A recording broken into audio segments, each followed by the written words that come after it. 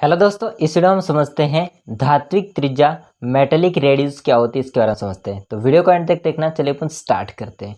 दोस्तों, metallic radius क्या होती है? वैसे धात्विक नाम से आपको क्लियर है, धातु के अंदर धातु जो होते हैं उनके परमाणु के मध्य होती है। परंतु धात्विक जो क्रिस्टल बनता है, उस धात्विक क्रिस्टल के दो पास पास में स्थित परमाणु होता है।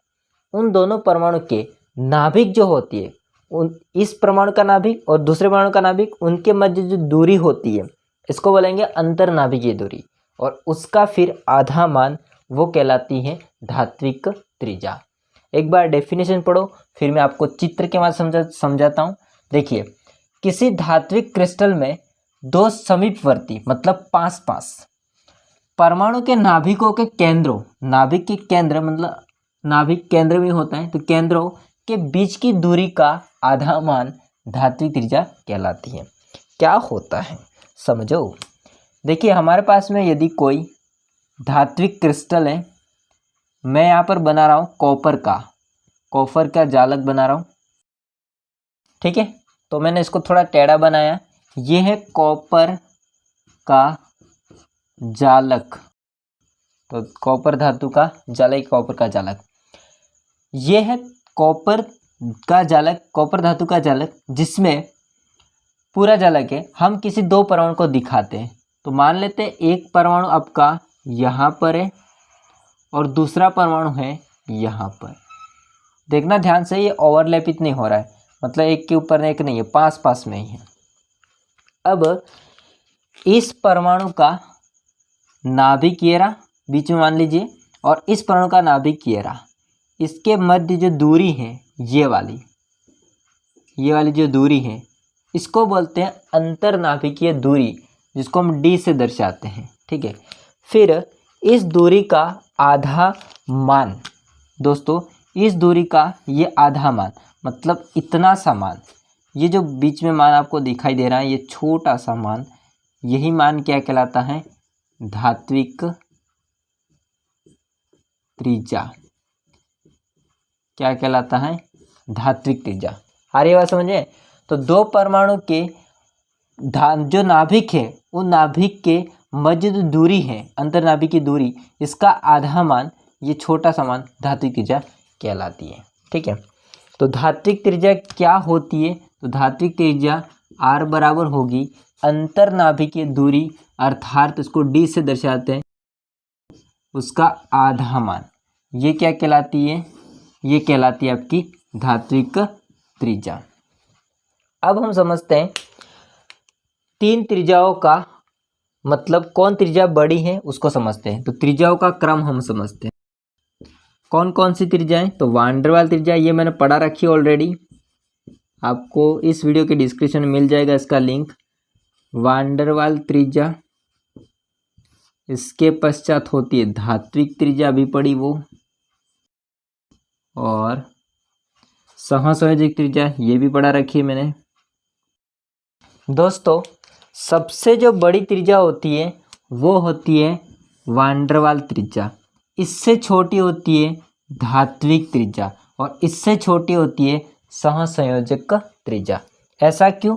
क्योंकि दोस्तों, जो आपकी वान डेर वाल त्रिज्या होती है वो दो अणुओं के मध्य होती है, दो अणुओं के परमाणु के मध्य, उसके मध्य मतलब जो परमाणु होंगे उसका आधा मान।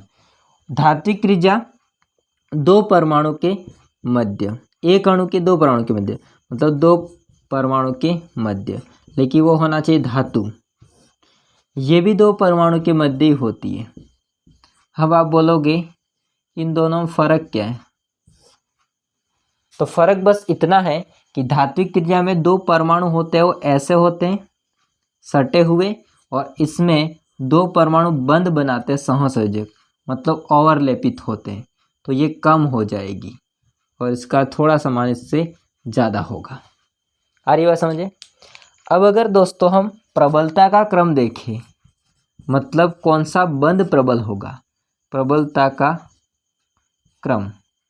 अगर आपको प्रबलता का क्रम देखना है तो आपको क्या करना है? ऊपर जो है त्रिज्याओं का क्रम, उसका उल्टा कर देना। मतलब जो वान डेर वाल त्रिज्या है इसका मान ज़्यादा है, मतलब वो ज़्यादा है, लंबाई इसकी त्रिज्या की। धात्विक त्रिज्या इससे कम है समसहयोजक त्रिज्या। जिस त्रिज्या का मान ज़्यादा है, जो त्रिज्या बड़ी है, वो इसका बंध दुर्बल होगा। मतलब वान डेर वाल त्रिज्या का बंध दुर्बल होगा धात्विक त्रिज्या से, धात्विक त्रिज्या का बंध दुर्बल होगा सहसंयोजक त्रिज्या से। तो आपको इसको क्रम उल्टा कर देना एस से। तो सबसे ज़्यादा अगर प्रबल की बात करेंगे तो सहसंयोजक त्रिज्या सबसे ज़्यादा प्रबल होगी। अब मैं आपको एक एग्जांपल बताता हूँ, देखिए। उदाहरण हम लिखते हैं दोस्तों पोटेशियम। ये पोटेशियम है। पोटेशियम होता है दोस्तों, इसकी धात्विक त्रिज्या की अगर मैं बात करूं तो इसका धात्विक त्रिज्या का मान होता है 2.34 एंगस्ट्रॉम। सहसंयोजक त्रिज्या की अगर मैं बात करूं तो इसकी सहसंयोजक त्रिज्या होती है 2.03 एंगस्ट्रॉम। समझ सकते हो किसका मान ज़्यादा है? तो धात्विक त्रिज्या का मान ज़्यादा है ये, ठीक है। तो थोड़ा बहुत ही ज़्यादा है, 2.34 है इसका है 2.03। तो सहसंयोजक त्रिज्या होती है इसका थोड़ा सा मान कम है धात्विक त्रिज्या से। तो दोस्तों आपको समझ में आ चुका होगा। अगर चाहते तो वापस से डेफिनेशन पढ़ सकते हो। किसी धात्विक क्रिस्टल में, ये धात्विक का क्रिस्टल है, इसमें दो समीपवर्ती परमाणु के, तो दो पास में स्थित परमाणु हैं, उसके नाभिक के केंद्रों के बीच की दूरी, तो नाभिक केंद्र में इसके बीच की दूरी d ये वाली, उसका आधा मान, इसका आधा मान, ये छोटा सा भाग, इसका छोटा सा भाग, ठीक है, धात्विक त्रिज्या कहलाती है। ओके, तो ये समझ में आ चुका होगा आप लोगों को। और दो त्रिज्या मैंने आपको लिंक दे दिया डिस्क्रिप्शन में, वहाँ पर जाके क्लिक करके देख सकते हो उसको।